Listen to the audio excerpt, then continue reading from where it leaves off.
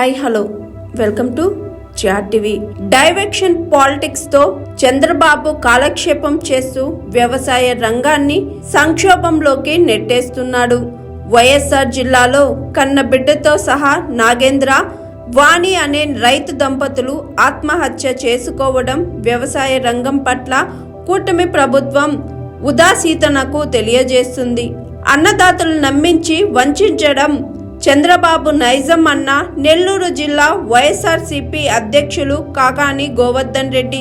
ఈరోజు కూటమి ప్రభుత్వం అన్ని వర్గాలని మోసం చేసిన విధంగానే రైతులను కూడా మోసం చేయడం అనేటువంటిది దుర్మార్గమైనటువంటి సందర్భం.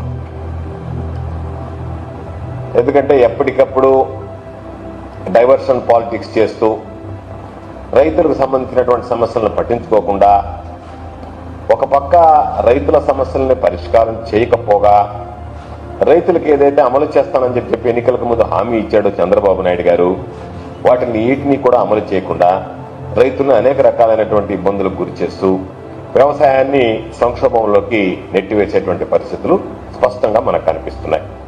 ఈరోజు దాదాపుగా వ్యవసాయం అనేటువంటిది సంక్షోభంలో కూరుకుపోయింది. రైతు అనేటువంటి వాడు అన్నదాత అప్పుల పాలయ్యాడు. పండించుకోవడానికి అనేక రకాలైనటువంటి సమస్యలు వెంటాడుతున్నాయి.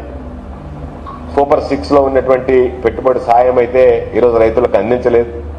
ఇటువంటి నేపథ్యంలో అనేక రకాలైనటువంటి ఇబ్బందులు పడుతూ చివరికి ఏదో ఒక విధంగా పండించుకున్నటువంటి ధాన్యానికి గిట్టుబాటు ధర లేకపోవడంతో గత్యంతరం లేక మరో మార్గం లేక రైతులు ఆత్మహత్యల వైపు మొగ్గు చూపించడం అనేటువంటిది ఇది నిజంగా దురదృష్టకరమైనటువంటి పరిణామం.